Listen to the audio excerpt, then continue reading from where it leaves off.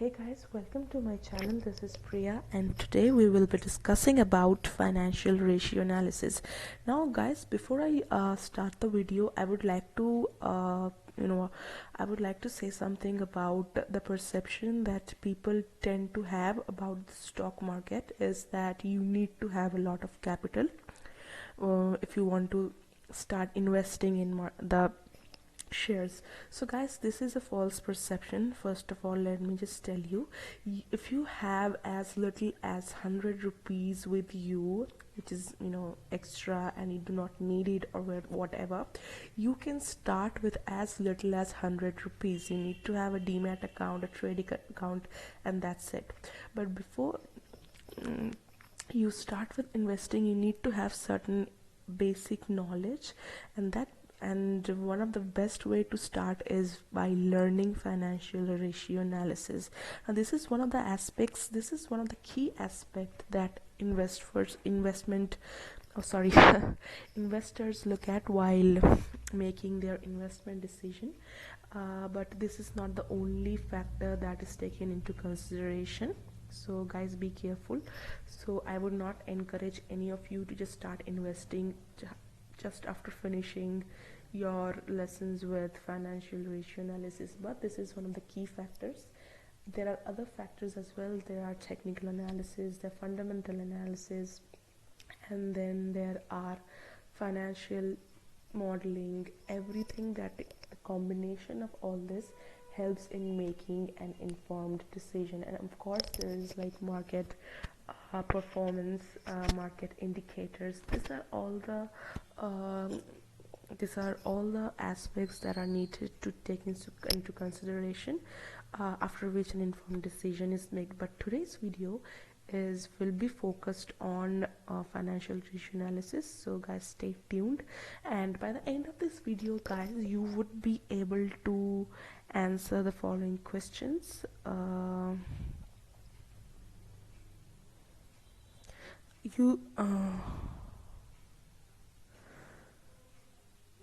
The fuck. Okay, you would be able to understand the purpose of basic financial statement and their contents. Now guys, after the end of every financial year, companies tend to release their annual reports, wherein you would easily locate their financial statement, which consists of income statement, balance sheet, and cash flow statement. So in order to compute or calculate financial ratio, you would need only these actually two statement, that is income statement and balance sheet, and nothing else you would be needing. Or so and by the end of the video, you would also have a little idea about why financial statement analysis is important to the firm and to the outside suppliers or investors of the business. You would be able to calculate and categorize liquidity, financial leverage, coverage, activity. But you know what guys, I would not be explaining all these ratios step by step because it would get too long.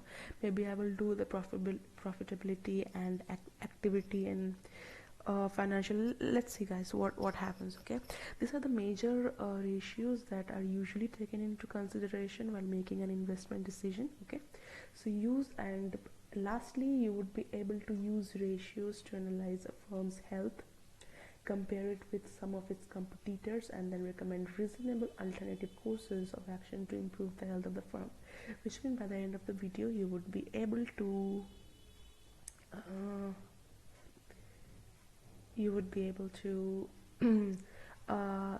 judge the financial stability of the company, on the basis of which you would be able to recommend how firms can improve their financial wealth. Not exactly if you do not have strong financial base, not exactly would you be able to recommend. I think I should remove this, but whatever. So let's begin. How financial ratio analysis helps managers assess the firm's Firm's health. These are the learning objectives, guys. So how financial ratio analysis helps managers assess the firm's health. This is very critical and is extensively used by the internal and internal managers. It would You would also be able to learn profitability, liquidity, depth ratio, and how you would be able to calculate it and compare the financial information over time and among companies. Okay, so let's financial ratio analysis. Now what it is, so financial managers use ratios to interpret the raw numbers on the financial statement, and the raw number in the financial statement means the numbers or financial items that you would be finding in income statement or the balance sheet of the company. It's very easy, guys. Don't get scared or overwhelmed by the terms. It's really easy. Relative measures allow comparison over time and do other firms.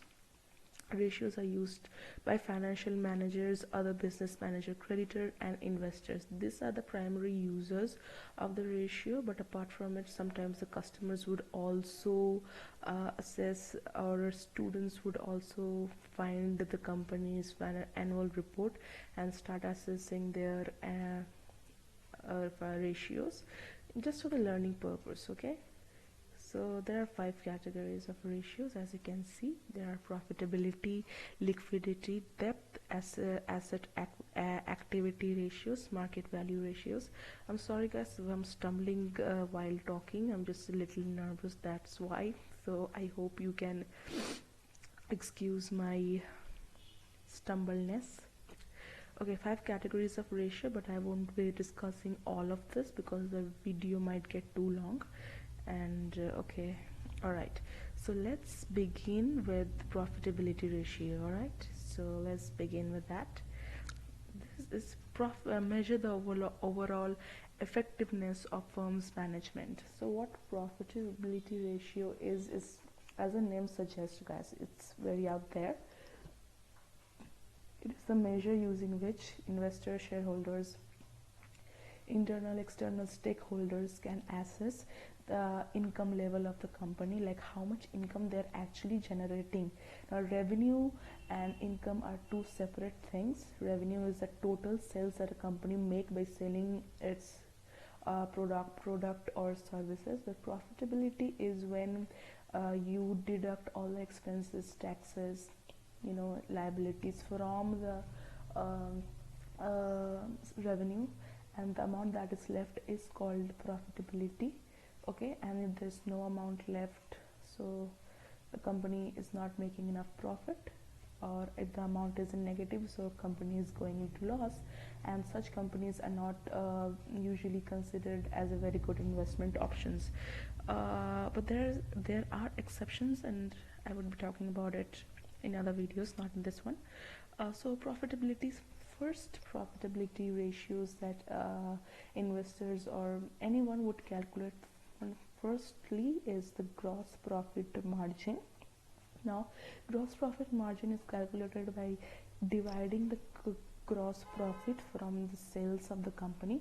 So what gross profit really tells you is the amount of income that is left after covering for cost of goods sold. Now what is cost of goods sold is the cost or the expenses that is incurred while you manufacture the goods in your manufacturing unit. Okay, so that is the cost of goods sold.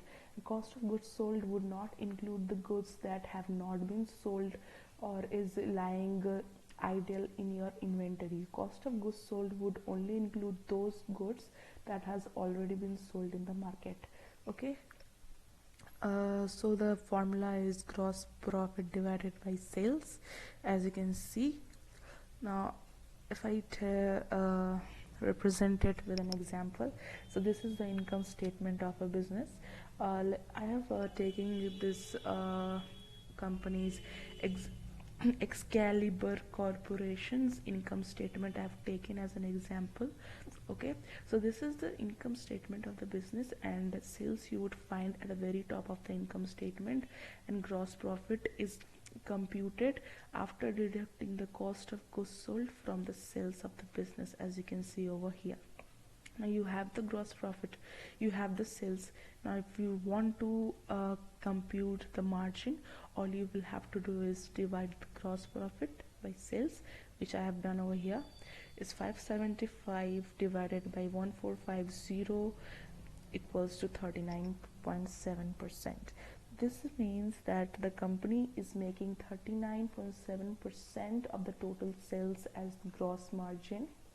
Now guys, this gross margin can be compared with some of its competitors to get a better judgment of whether this company is performing better or worse compared to its major rivals in the market. Okay, next profitability ratio is operating profit. Now what is operating profit? Let me just tell you.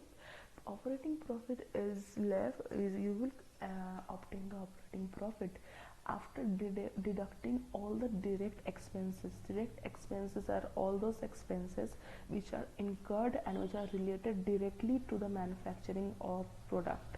Okay, manufacturing of product. So operating expenses is deducted from sales to get the operating income. Okay, operating, and now if you want to compute the operating profit margin, you will just have to divide the operating income from the total sales, and it would tell you how effective is the firm is in keeping cost of the product low, which means how effectively the firm is trying to maintain its cost and regulating its expenses so that the expenses does not exceed its profitability or income at any point of time. Now as I said, see, this is the operating expenses of the company. Depreciation, okay, these are all the direct expenses, guys. So direct expenses are this. Direct expenses would be deducted from the gross profit of the company. This is the gross profit here, and you have the operating expenses here, and you have the depreciation. So all two of this is the direct expenses relating directly to the product that are being manufactured in the company. Okay, so now when you when you subtract this from this, you will get 330 as operating income. Now you have the operating income with you, and you have the sales number with you. Have the sales number with you. Now if you want to compute the operating profit margin, all you will have to do is divide the operating income from the sales, and there you have it, 22.8% of operating margin. So this is, you can again compare it with one of its competitive firm or industry performance to get a better judgment of how the company is performing in the market. Another profitability ratio is net profit margin, which is simply net income divided by sales. Net income is computed at the very last of the after computing all the profitability ratios. This is because net income you will find at the last of the income statement, at the very end of the income statement, and it will represent the income that is left after deducting all the expenses, taxes of the company. Okay, and it will tell you how much net profit is being generated from each dollar of sales. I have used dollar accidentally because I use it a lot whenever I write reports, so I've used dollars here as well, so please don't mind it. So okay, so net income, let me just here, this is the net income, guys. Once you obtain your operating income, then then there will be all kind of expenses that comes after operating income will be deducted. All the taxes will also deducted to get the net income of the company.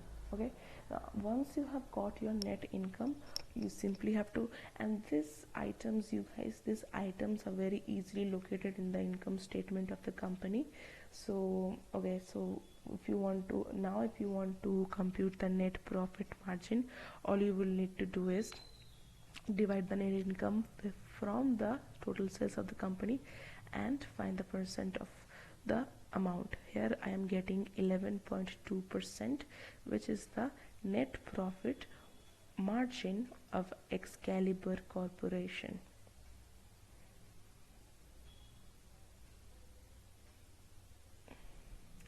So another profitability ratio is return on assets, and this is a little no, it's not that difficult actually. Is the total assets, net income divided by total assets of the company. Simply put, how much income is being generated by each asset that the company holds while operating. Okay, not that difficult. How effectively is the company or firm generating net income from its assets? Now, I hope you know what assets are.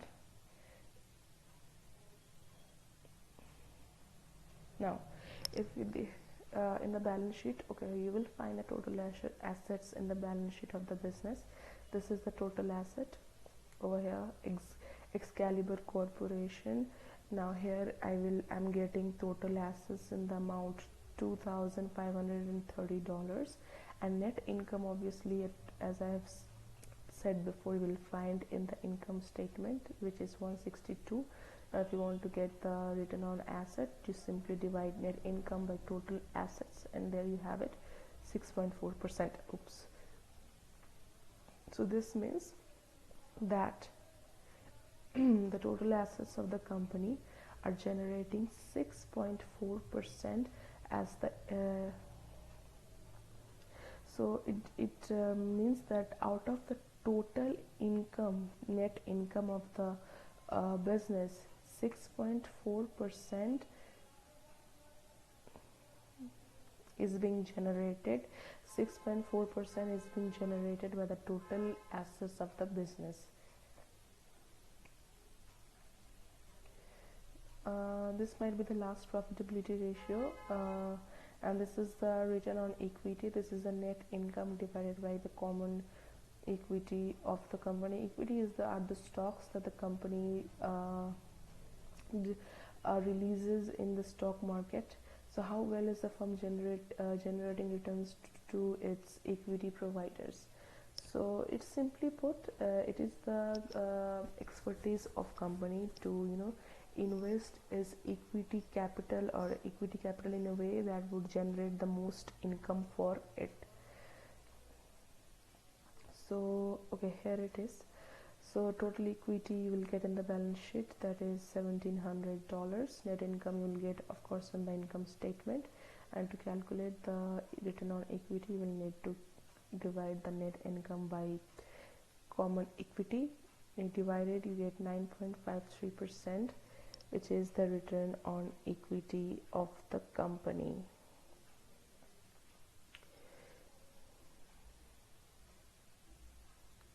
You know what, guys, I'll be keeping it short, and comment down below if you, I know I've done a little bit blunders here and there. My fluency might not be that great, but let me know in the comment section below how was my description of all the items. I know I might not be very clear about conveying the messages, but I tried. This is my first video. I would try to improve. So yeah, okay, take care. Bye bye, guys.